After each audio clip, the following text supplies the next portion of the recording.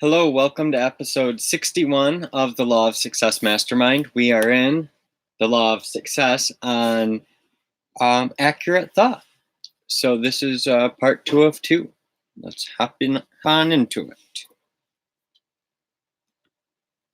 Creative thought presupposes that you will keep your mind in a state of expectancy of attainment of the object of your definite chief aim, that you will have full faith and confidence in its attainment in due course and in due order.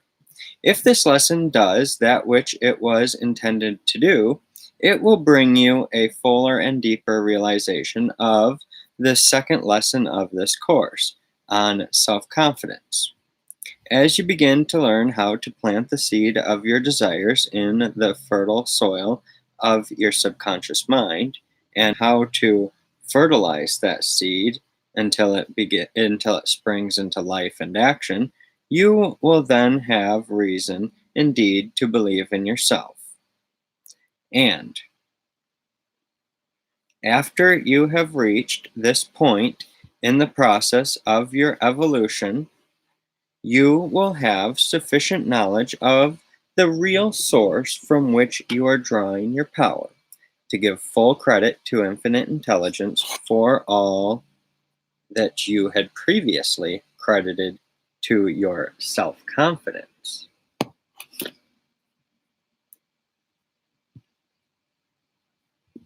Autosuggestion is a powerful weapon with which one may rise to heights of great achievement when it is used constructively. Used in a negative manner, however, it may destroy all possibility of success, and if so used continuously, it will actually destroy health.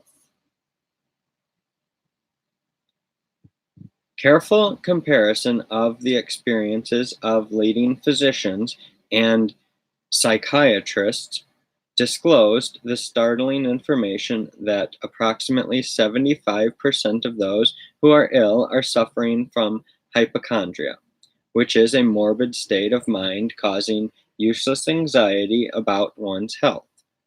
Stated in plain language, the hypochondriac is a person who believes he or she is suffering from some sort of imaginary disease, and often these unfortunates believe they have every disease of which they ever heard the name.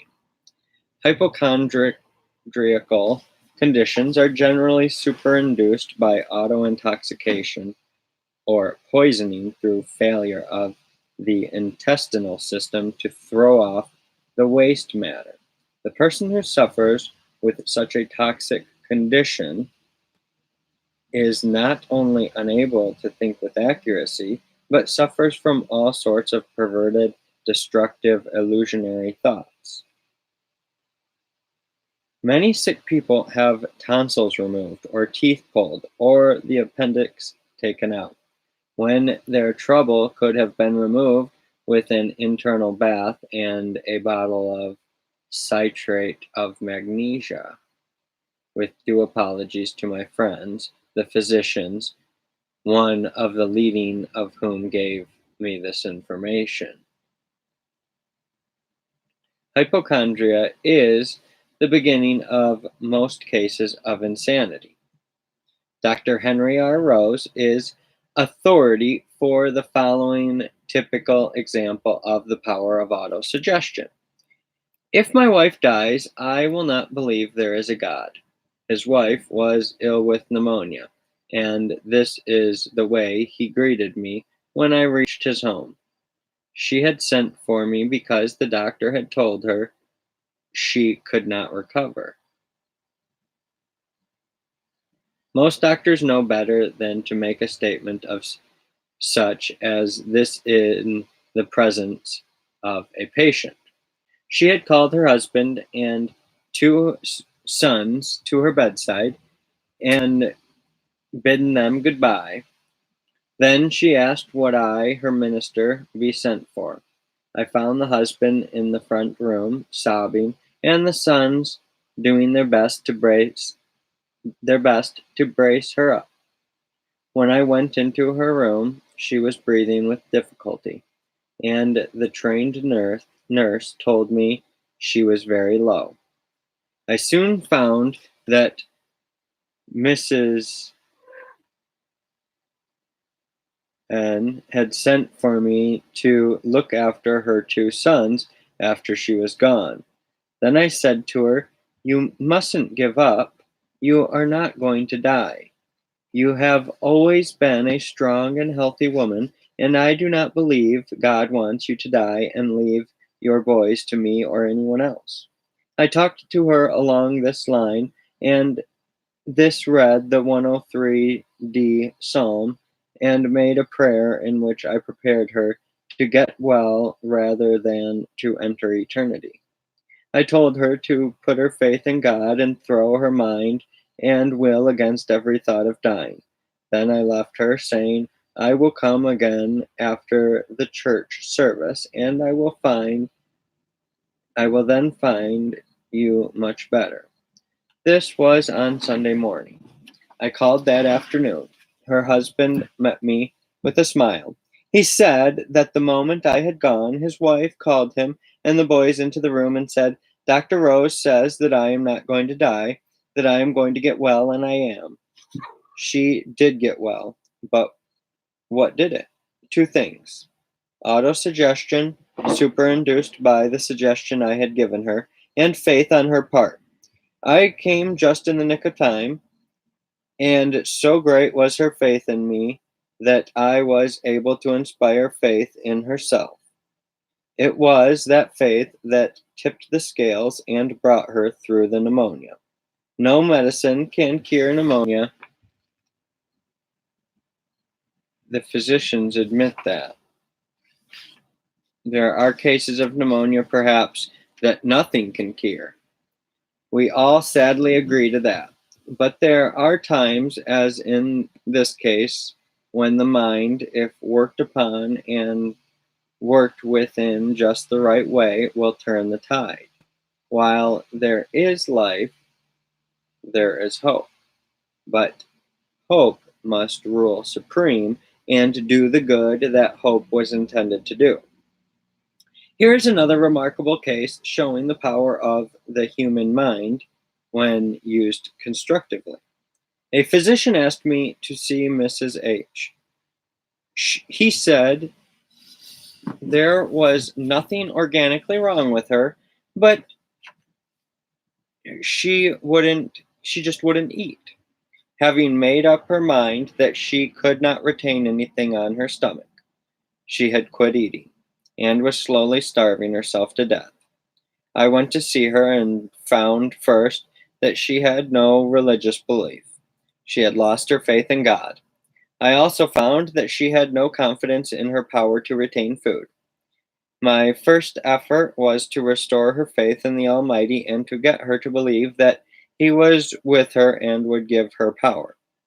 Then I told her that she could eat anything she wanted. True, her confidence in me was great, and my statement impressed her. She began to eat from that day. She was out of her bed in 3 days, for the first time in weeks. She is a normal, healthy, and happy woman today. What did it? The same forces as those described in the preceding case: outside suggestion, which she accepted in faith and applied through self-suggestion and inward confidence. There are times when the mind is sick and it makes the body sick. At such times, it needs a stronger mind to heal it by giving it direction and especially by giving it confidence and faith in itself. This is called suggestion. It is transmitting your confidence and power to another, and with such force as to make the other believe as you wish and do as you will. It need not be hypnotism. You can get wonderful results with the patient wide awake and perfectly rational. The patient must believe in you, and you must understand the workings of the human mind in order to meet the arguments and questions of the patient. Each one of us can be a healer of this sort and thus help our fellow men. It is the duty of every person to read some of the best books in the forces of the human mind and learn what amazing things the mind can do to keep people well and happy. We see the terrible things that wrong thinking does to people, even going to such lengths as to make them positively insane. It is high time we found out the good things the mind can do, not only to cure mental disorders, but physical diseases as well. You should delve deeper into this subject. I do not say the mind can cure everything.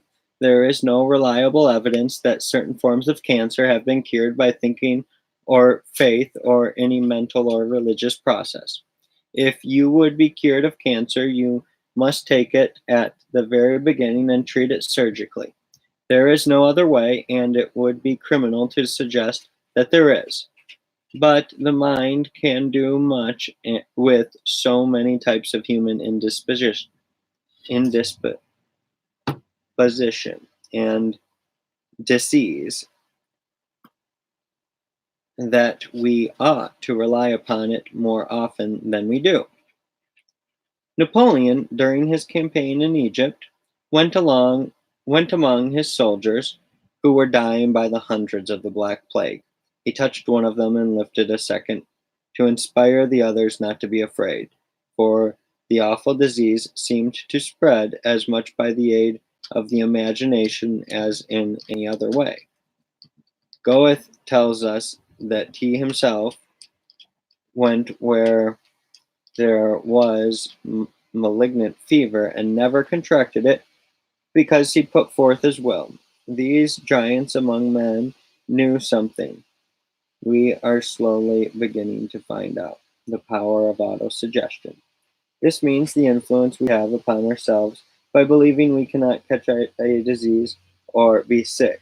There is something about the operation of the automatic or subconscious mind by which it rises above disease germs and bids defiance to them when we resolve not to let the thought of them frighten us, or when we go in and out among the sick, even the contagiously sick, without thinking anything about it.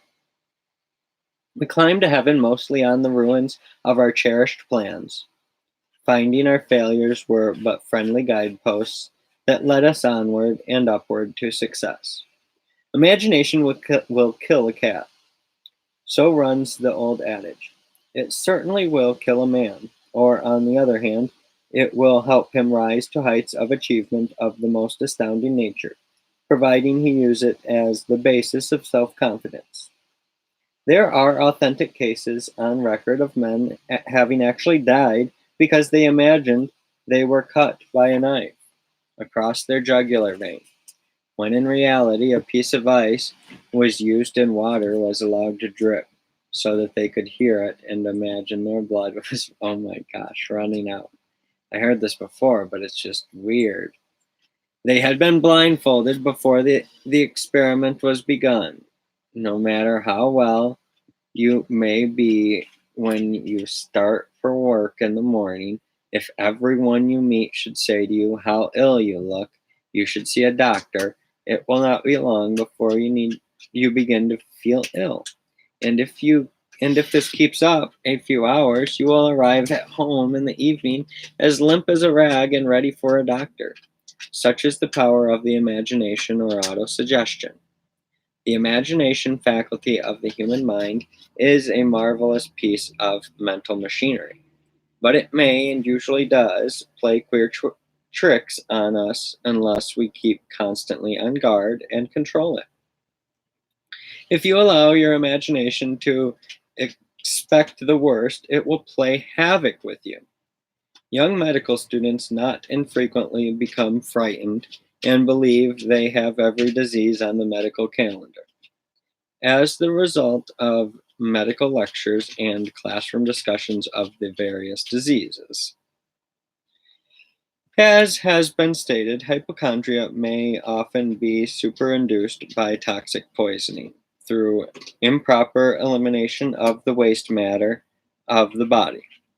Also, it may be brought on by false alarm through improper use of the imagination. In other words, the hypochondriacal condition may have as its cause a real physical basis, or it may arise entirely as the result of allowing the imagination to run wild. Physicians are pretty well agreed upon this point. Dr. Schofield describes the case of a woman who had a tumor. They placed her on the operating table and gave her anesthetics. When lo, the tumor immediately disappeared and no operation was necessary. But when she came back to consciousness, the tumor returned. The physician then learned that she had been living with a relative who had a real tumor and that her imagination was so vivid that she had imagined this one upon herself. She was placed on the operating table again, given anesthetics, and then she was strapped around the middle so that the tumor could not artificially return. When she revived, she was told that a successful operation had been performed, but that it would be necessary to wear the bandage for several days. She believed the doctor, and when the bandage was finally removed, the tumor did not return. No operation whatever had been performed.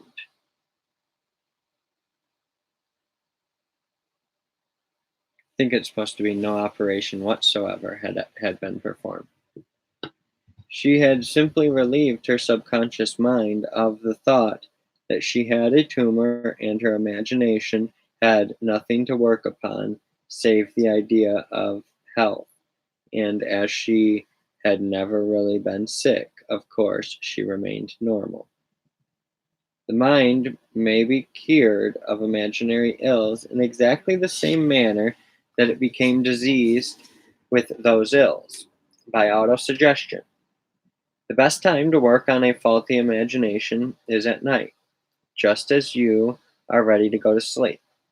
For then the automatic or subconscious mind has everything its own way, and the thoughts or suggestions you give it, just as your conscious or day mind is about to go off duty, will be taken up and worked on during the night.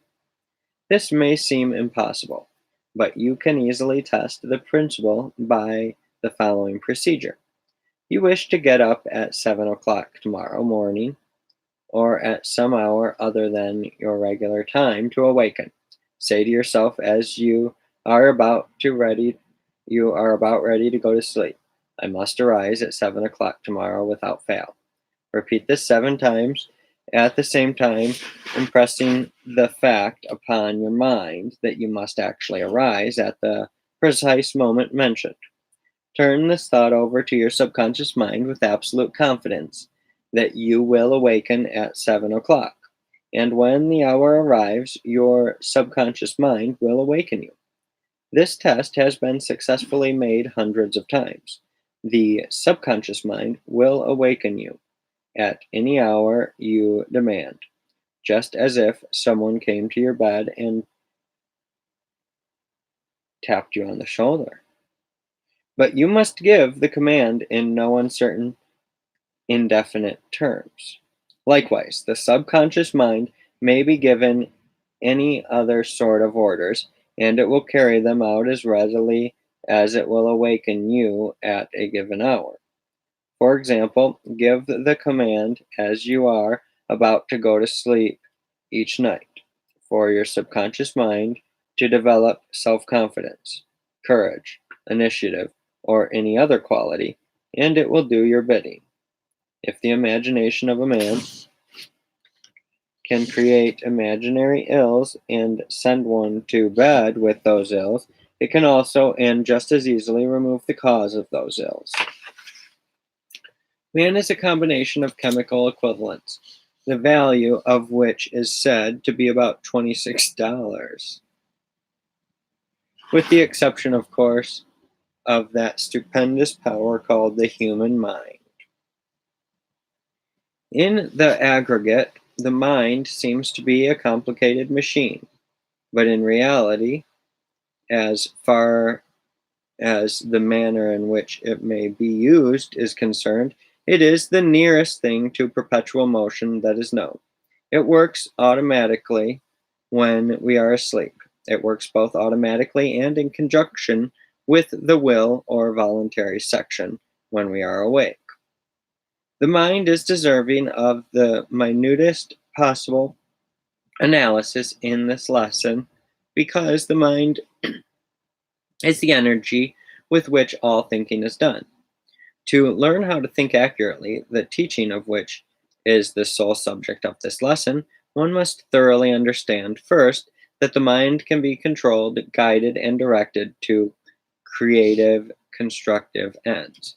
Second, that the mind can be directed to destructive ends, and that it may voluntarily tear down and destroy unless it is with plan and deliberation controlled and directed constructively.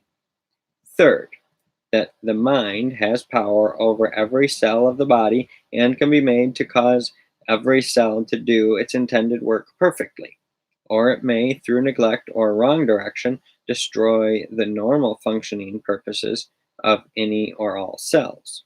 Fourth, that all achievement of man is the result of thought, the part which his physical body plays being of secondary importance, and in many instances of no importance whatsoever except as a housing place for the mind. Fifth, that the greatest of all achievements, whether in literature, art, finance, industry, commerce, transportation, religion, politics, or scientific discoveries, are usually the results of ideas conceived in one man's brain but actually transformed into reality by other men through the combined use of their minds and bodies, meaning that the conception of an idea is of greater importance than the transformation of that idea into more material form, because relatively few men can conceive useful ideas, while there are hundreds of millions who can develop an idea and give it material form after it has been conceived. Sixth, the majority of all thoughts conceived in the minds of men are not accurate, being more in the nature of opinions or snap judgments. When a man really finds himself at the top of the ladder of success, he is never alone, because no man can climb to genuine success without taking others along with him.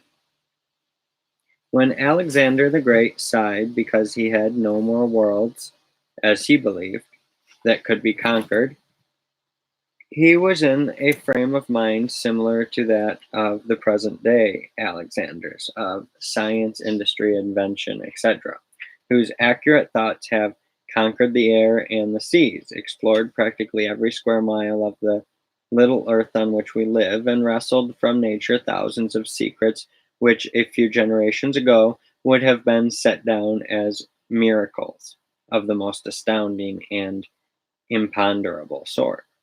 In all this discovery and mastery of mere physical substances, it is not strange, indeed, that we have practically neglected and overlooked the most marvelous of all powers, the human mind. All scientific men who have made a study of the human mind readily agree on this, that the surface has not yet been scratched in the study of the wonderful power which lies dormant in the mind of man, waiting as the oak tree sleeps on the acorn to be aroused and put to work.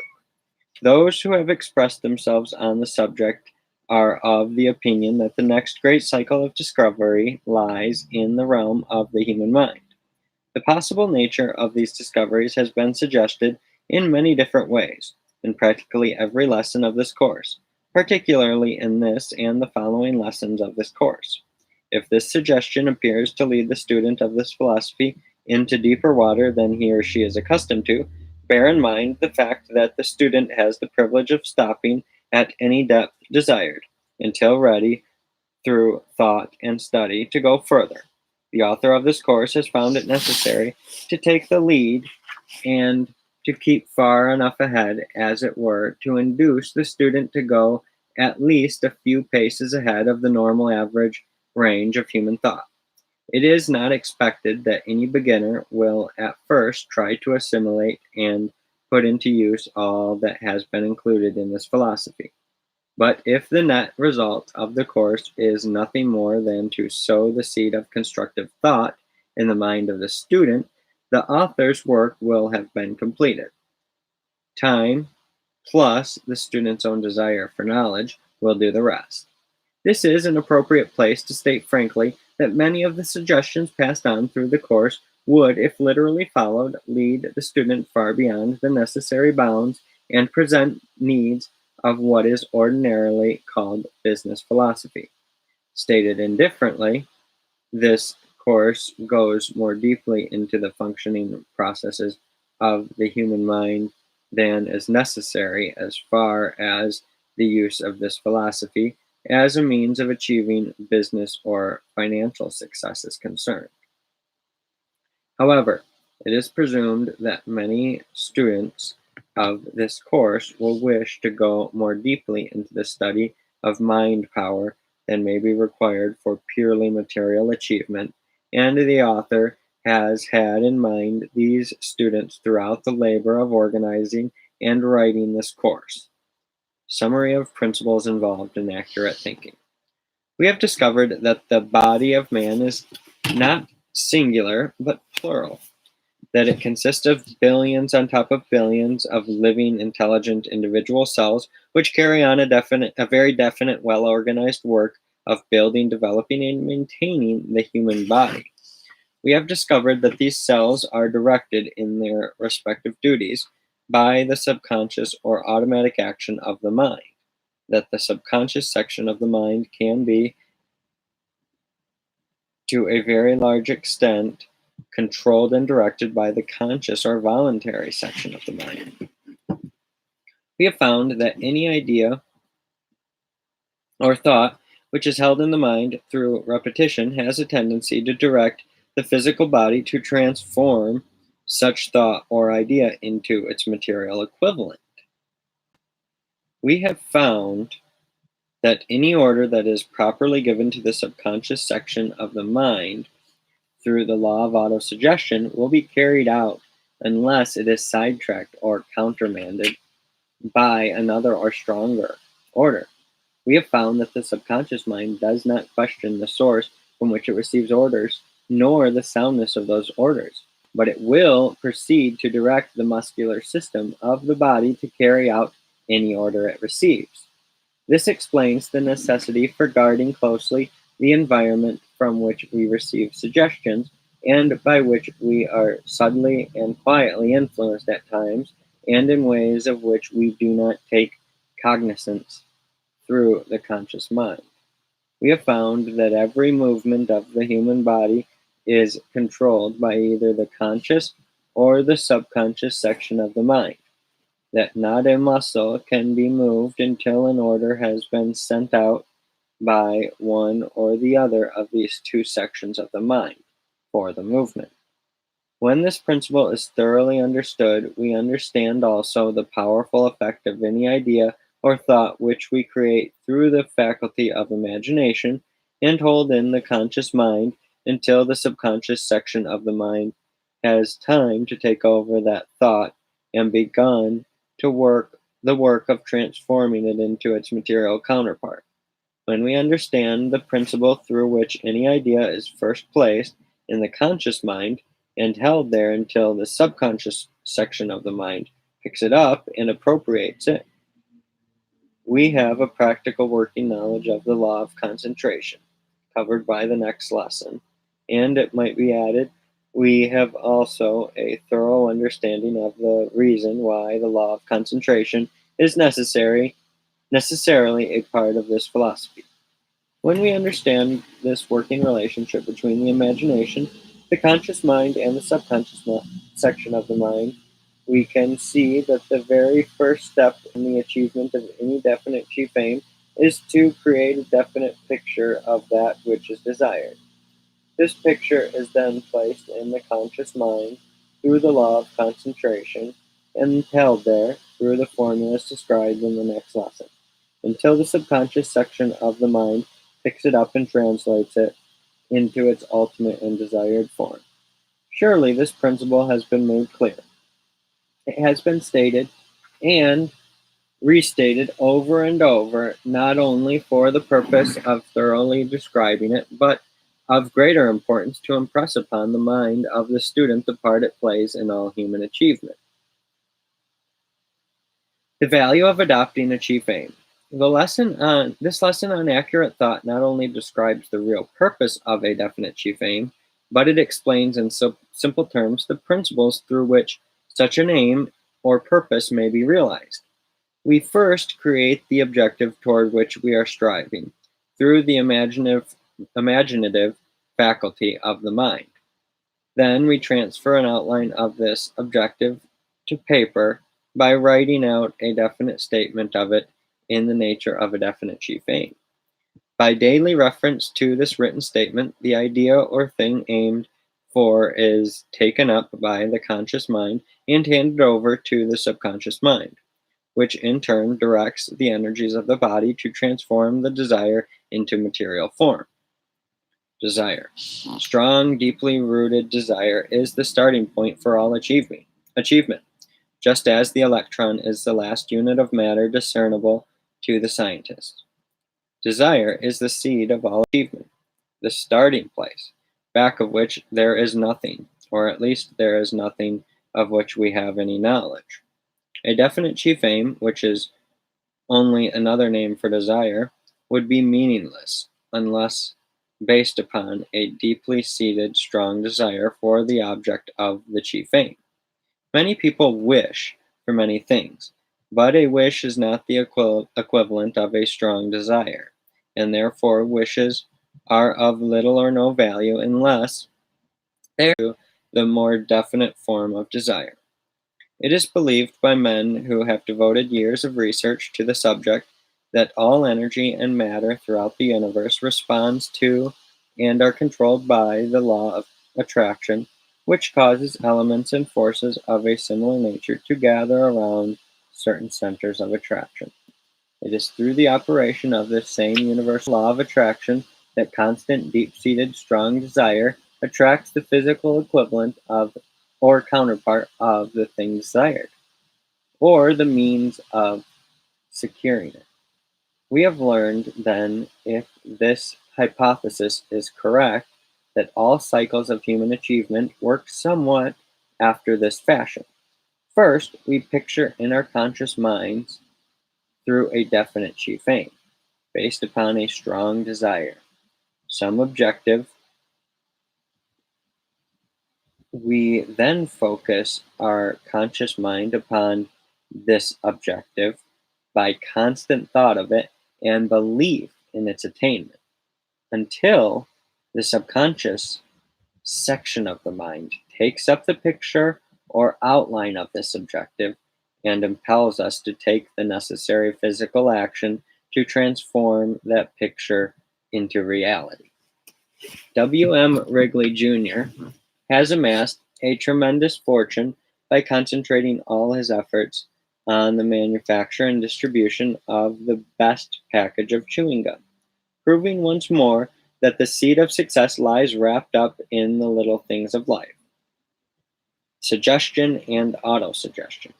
Through this and other lessons of the Law of Success course, the student has learned that sense impressions arising out of one's environment or from statements or actions of other people are called suggestions, while sense impressions that we place in our own minds are placed there by self-suggestion or autosuggestion. All suggestions coming from others or from environment influence us only after we have accepted them and passed them on to the subconscious mind through the principle of autosuggestion. Thus, it is seen that suggestion becomes and must become autosuggestion before it influences the mind of the one receiving it. Stated in another way, no one may influence another without the consent of the one influenced, as the influencing is done through one's own power of autosuggestion. The conscious mind stands during the hour when one is awake as a sentinel guarding the subconscious mind and warding off all suggestions which try to reach it from the outside until those suggestions have been examined by the conscious mind, passed upon and accepted. This is nature's way of safeguarding the human being against intruders who would otherwise take control of any mind desired at will. It is a wise arrangement.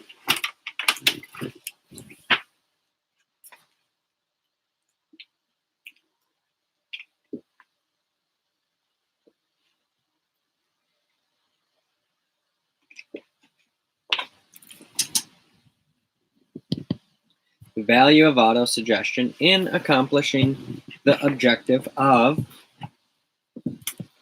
your definite chief aim. One of the greatest uses to which one may direct the power of autosuggestion is that of making it help accomplish the object of one's definite chief aim in life. The procedure through which this may be accomplished is very simple. While the exact formula has been stated in Lesson 1 and referred to in many other lessons of this course, the principle upon which it is based will be here again described. Write out a clear, concise statement of that which you intend to accomplish as your definite chief aim, covering a period of, let us say, the next 5 years. Make at least 2 copies of your statement, one to be placed where you can read it several times a day while you are at work, and the other to be placed in the room where you sleep, where it can be read several times each evening before you go to sleep and just after you arise in the morning. The suggestive influence of this procedure, impractical though it may seem, will soon impress the object of your definite chief aim on your subconscious mind, and, as if by a stroke of magic, you will begin to observe events taking place which will lead you nearer and nearer the attainment of that object. From the very day that you reach a definite decision in your own mind as to the precise thing, condition, or position in life that you deeply desire, you will observe, if you read books, newspapers, and magazines, that important news items and other data bearing on the object of your definite chief aim will begin to come to your attention. You will observe also that opportunities will begin to come to you that will, if embraced, lead you nearer and nearer the coveted goal of your desire. No one knows better than the author of this course how impossible and impractical this may seem to the person who is not informed on the subject of mind operation. However, this is not an age favorable to the doubter or the skeptic, and the best thing for any person to do is to experiment with this principle until its practicality has been established. To the present generation, it may seem that there are no more worlds to conquer in the field of mechanical invention. But every thinker, even those who are not accurate thinkers, will concede that we are just entering a new era of evolution. Experiment and analysis, as far as the powers of the human mind are concerned. The word impossible means less now than ever before in the history of the human race. There are some who have actually removed this word from their vocabularies, believing that man can do anything he can imagine and believe he can do. We have learned for sure that the universe is made up of 2 substances, matter and energy. Through patient scientific research, we have discovered what we believe to be good evidence that everything that is or ever has been in the way of matter, when analyzed to the finest point, can be traced back to the electron, which is nothing but a form of energy. On the other hand, every material thing that man has created began in the form of energy, through the seed of an idea that was released through the imaginative faculty of the human mind. In other words, the beginning of every material thing is energy, and the ending of it is energy. All matter obeys the command of one form or another of energy. The highest known form of energy is that which functions as the human mind. The human mind, therefore, is the whole directing force of everything man creates, and what he may create with this force in the future, as compared with that which he has created with it in the past, will make his past achievements seem petty and small. We do not have to wait for future discoveries in connection with the powers of the human mind for evidence that the mind is the greatest force known to mankind. We know now that any idea, aim, or purpose that is fixed in the mind and held there with a will to achieve or attain its physical or material equivalent puts into motion powers that cannot be conquered. Buxton said, "The longer I live, the more certain I am that the great difference between men, between the feeble and the powerful, the great and the insignificant, is energy, invincible determination, a purpose once fixed, and then death or victory. That quality will do anything that can be done in this world. And no talents, no circumstances, no opportunities will make a two-legged creature a man without it." Donald G. Mitchell has well said, "Resolve is what makes a man manifest, not puny resolve, not crude determinations, not errant purposes, but that strong and indif-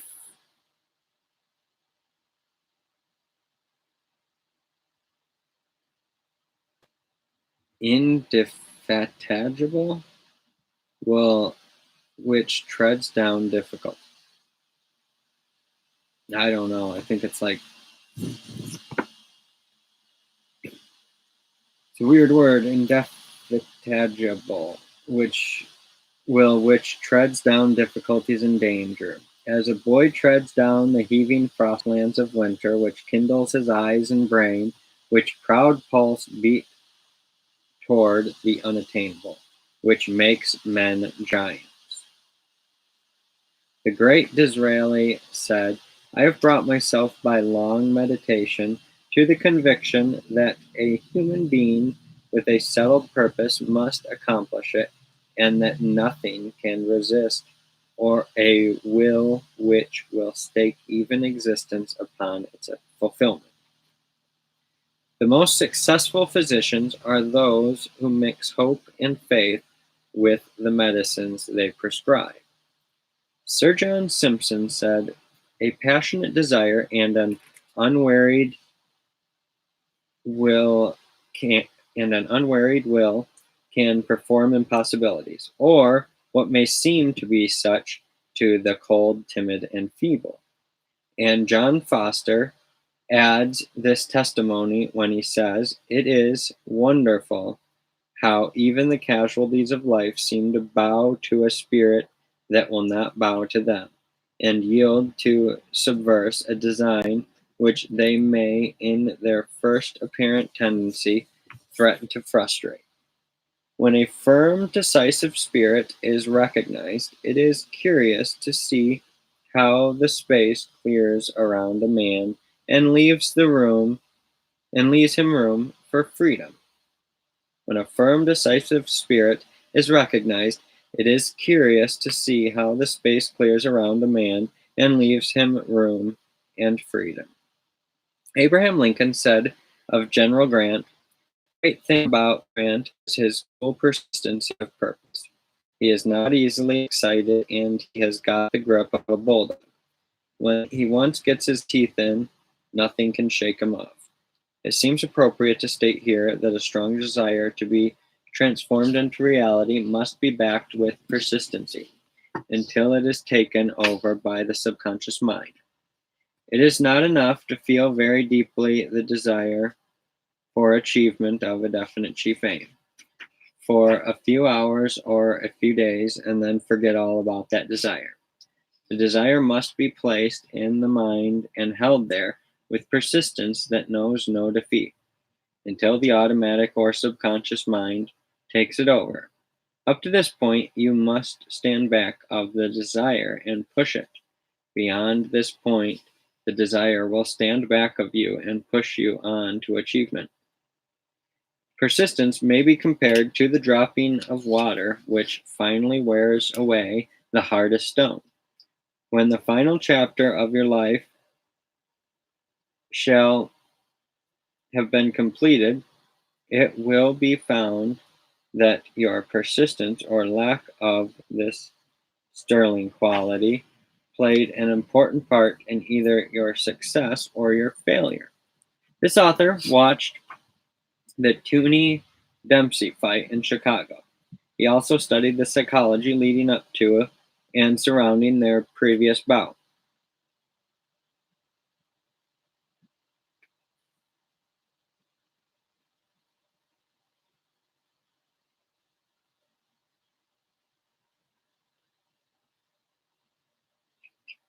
Two things helped Tooney defeat Dempsey.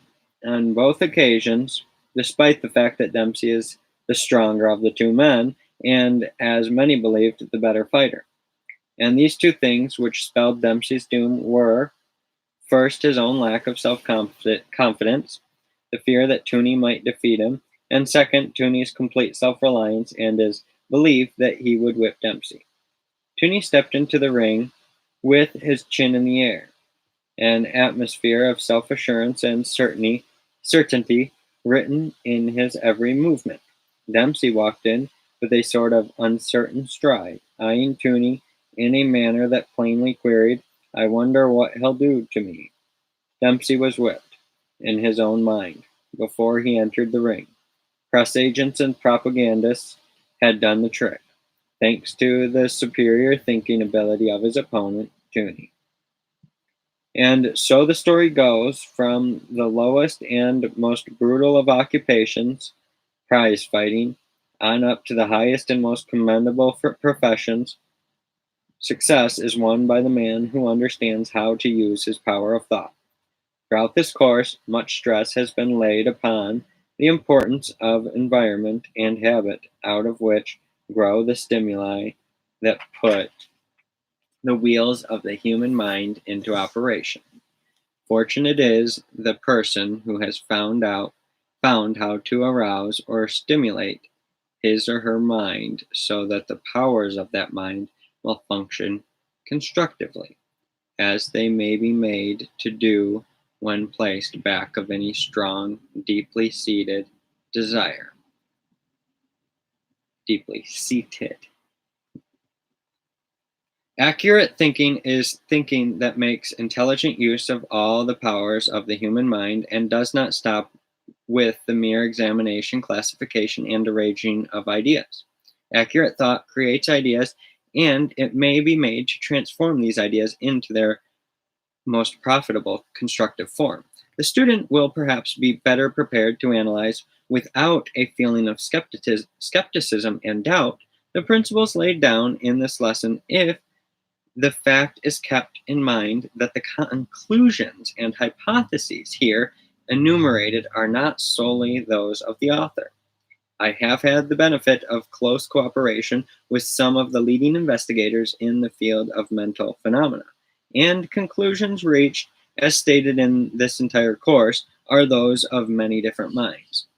In the lesson on concentration, you will be further instructed in the method of applying the principle of autosuggestion. In fact, throughout the course, the principle of gradual unfoldment has been followed, paralleling that of the principle of evolution as nearly as possible.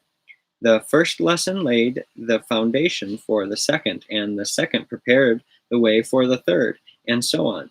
I have tried to build this course just as nature builds a man, by a series of steps, each of which lifts the student just another step higher and nearer the apex of the pyramid which the course as a whole represents. The purpose in building this course in the manner outlined is one that cannot be described in words, but that purpose will become obvious and clear to you as soon as you shall have mastered the course, for its mastery will open to you a source of knowledge which cannot be imparted by one man to another. but is attainable only by educing, drawing out, and expanding from within one's own mind. The reason this knowledge cannot be imparted by one to another is the same as that which makes it impossible for one person to describe colors to a blind person who has never seen colors.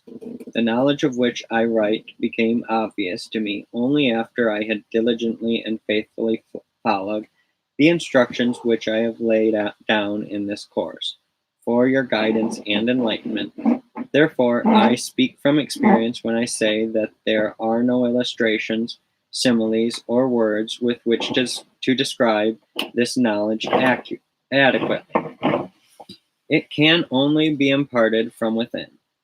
With this vague hint as to the reward which awaits all who earnestly and diligent and intelligently search for the hidden passageway to knowledge to which I refer, we will now discuss that phrase of accurate thought which will take you as high as you can go, except through the discovery and use of the secret passage way to which I have alluded. Thoughts are things. It is the belief of many that every completed thought starts an unending vibration with which the one who releases it will have to contend at a later time. The man himself is but the physical reflection of thought that was put into motion by infinite intelligence. And the Word was made flesh and dwelt among us, and we beheld his glory, the glory as of only begotten of the Father, full of grace and truth. St. John I 13. The only hope held out to mankind is the entire Bible is in the entire Bible is of a reward which may be attained in no way except by constructive thought. This is a startling statement. But if you are even an elementary student and interpreter of the Bible, you understand that it is a true statement. If the Bible is plain on any one point, above all others, it is on the fact that thought is the beginning of all things of a material nature. At the beginning of every lesson of this course, you will observe this motto: You can do it if you believe you can. This sentence is based upon a great truth, which is practically the major premise of the entire Bible reading. Observe the emphasis which is placed upon the word believe. Back of this word believe lies the power with which you can vitalize and give life to the suggestions that you pass on to your subconscious mind through the principles of autosuggestion with the aid of the law of the master mind.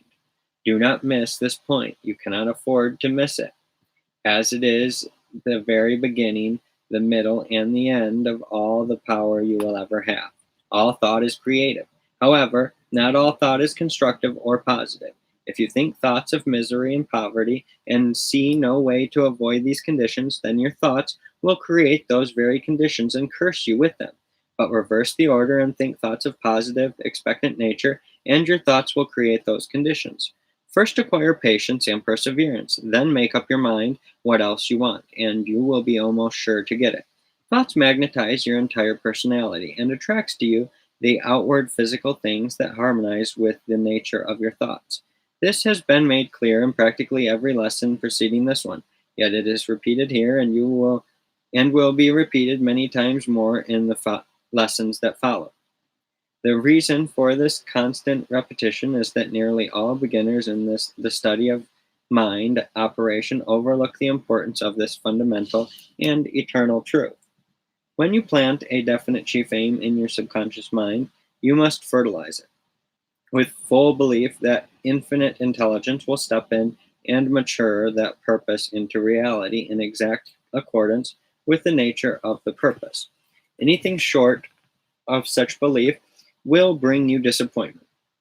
When you suggest a definite chief aim which embodies some definite desire in your subconscious mind, you must accompany it with such faith and belief in the ultimate realization of this purpose that you can actually see yourself in possession of the object of the purpose. Conduct yourself in the exact manner in which you would if you were already in possession of the object of your definite purpose, from the moment you suggest it to your subconscious mind. Do not question. Do not wonder if the principles of autosuggestion will work. Do not doubt, but believe. Surely this point has been sufficiently emphasized to impress upon your mind its importance.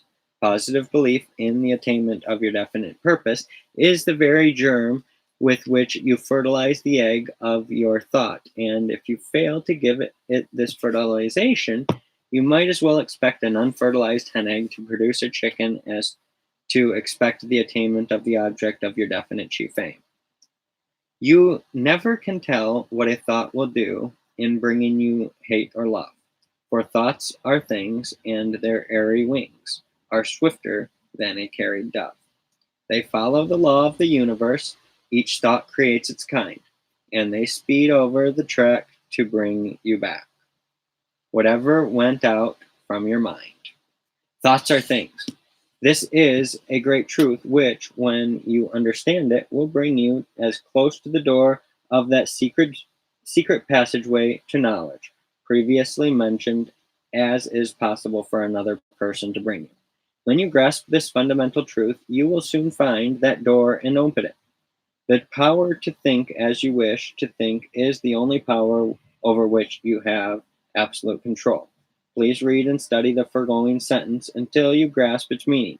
If it's within your power to control your thoughts, the responsibility then rests upon you as to whether your thoughts will be of the positive or the negative type, which brings to mind one of the world's most famous poems. The power to think as you wish to think is the only power over which you have absolute control. Here's the poem. Out of the night that covers me, black as the pit from pole to pole, I think whatever gods may be for my unconquerable soul. In the fell clutch of circumstance, I have not winced or cried aloud. Under the bludgeonings of chance, my head is bloody, but unbowed. Beyond this place of wrath and tears looms but the horror of the shade, and yet the menace of the years finds and shall find me unafraid. It matters not how strait the gate, how charged the punishments the scroll. I am the master of my fate. I am the captain of my soul. Henley. Henley did not write this poem until after he had discovered the door to the secret passageway which I have mentioned. You are the master of your fate and the captain of your soul, by reason of the fact that you control your own thoughts, and with the aid of your thoughts, you may create whatever you desire. As we approach the close of this lesson, let us pull aside the curtain that hangs over the gateway called death and look into the great beyond. Behold a world peopled with beings who function without the aid of physical bodies. Look closely, and whether for weal or for woe, observe that we look at a world peopled with beings of your own creation, which correspond exactly to the nature of your own thoughts as you expressed them before death. There they are, the children of your own heart and mind, patterned after the image of your own thoughts. Those which were born of your hatred and envy and jealousy and selfishness and injustice toward your fellow men will not make very desirable neighbors, but you must live with them just the same, for they are your children, and you cannot turn them out. You will be unfortunate indeed if you find there no children which were born of love and justice and truth, and kindness toward others. In the light of this allegorical suggestion, the subject of accurate thought takes on a new and much more important aspect, doesn't it? If there is a possibility that every thought you release during this life will step out in the form of a living being to greet you after death, then you need no further reason for guarding all your thoughts more carefully than you would guard the food that you feed your physical body. Well, it looks like all I can do right now. I will finish up this chapter along with the after the lesson visit with the author, discontentment, and then we're going to read a chapter in Think and Grow Rich. Thanks for listening to another episode of the Sidekick Mastermind.